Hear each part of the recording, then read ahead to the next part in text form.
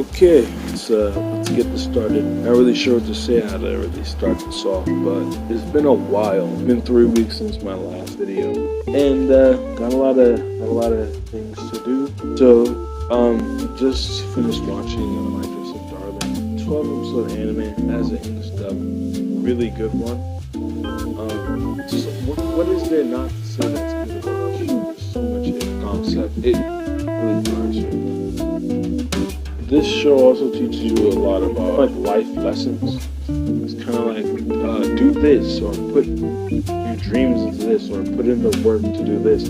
Or sometimes you have to be overwhelmed to do something, or you have to be motivated to do something. It's kind of like this show is very goal oriented in terms of the life lessons that you learn. Sometimes you have to push yourself to do something. It teaches you a lot of things here. And this is where I feel like the life lessons are learned. I believe it was in episode 4. That episode specifically also taught you a lot about putting your mind to something and, getting yourself in the moment to do something, basically, get motivated. There's a lot here in this show, but since it's like not really that much to really cover in terms of the cast of characters, I'll just be like focusing on Gojo and then Kitagawa like towards the end. Gojo is a very like relatable, understanding MC. Like I never really see this point of view for like a guy main character. Very reliable in terms of what he can do. He's very doubtful, so that's pretty much where the girls are able to pick him up. He has a lot like going for him. But the first episode really gives us a sense of who he is exactly. He's kind of like someone who works hard, puts in the work, but is never really acknowledged for what he can do. It's something that I find very interesting to see in a main protagonist in this kind of sense, basically. There's really a lot in his character, like in the way he is, especially in his like life and the way it's structured. It really works well here. Like his passion is like it's there. It's like his feelings can get in the way of like what he's trying to do, and it's like also like his past experiences and all that stuff. He's a very relatable main character. I can actually relate with him in so many different ways. But something that I noticed right when I first got into the show, I never thought that there was going to be like a male MC. I thought it was just going to be like, I thought it was going to be like Kitagawa all over the place, because that's how the fandom treated it pretty much.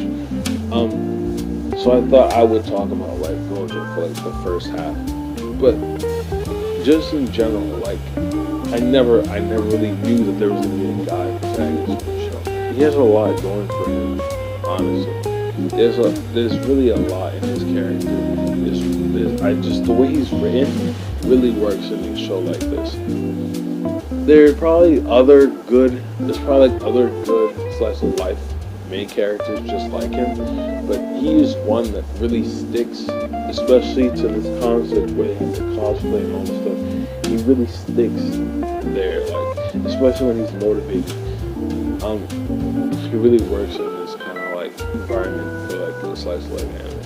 Now, on the other side of the spectrum, as for Kitagawa herself, she's very like lively. She has a lot of energy. She's very feeling. She's able to understand about different concepts. She's not the best when it comes to all that other stuff in terms of getting the materials and all that stuff. But she knows what she's doing. Her character is very dependable. She's very creative. She's very imaginative. What she can do. She really brings a lot to the show, and also to the environment that they're in as well. She's just truly a great character in this show. She's kind of like the spark that's brought here, pretty much. Yeah, like after watching that first episode, like you really think that this show is really good, and it is actually. It's just she brings so much. And the same I can say for Gojo as well. He brings a lot to the show as well. In terms of being a main character, he brings a lot, and the same will go for her as well. She acts as a great female lead. In the slice of life, she freaking excels here, especially when it comes to her being a cosplayer. Overall, like, this show is just way too good. As the slice of life, it's truly something that really does leave its mark. It's hard to really put into words, but it's really good, I'd say. A lot of colors, a very interesting animation style, a very good soundtrack. The English dub has a lot of personality put into the voices behind the characters. Yeah, there's a lot put into it, and so it's to a point where it makes the show really enjoyable. Gojo's voice actor, hands down, is just beautiful. Kitagawa's voice actor, she brings so much energy to the show. There was a certain part where she was like crying. And it really like brings a lot to the show as well. Like you feel it. Yeah, you feel it, and it really resonates. I mean, just overall, it's really good. So I'd say, yeah, I think 8 out of 8. I think, yeah, it's really good. I just feel like the community's perception of this show is kind of just completely different than what I'm saying here. It's completely different. I'm just saying. Instead of it being like, oh, this is good, it's more so the girl instead of the actual cast of the show. It's kind of like, you know what I mean? It's kind of what my issue is here. It's kind of like the whole like sexualization thing of like, oh, this anime could just have a good concept, and have good characters, and this and the third. But yeah.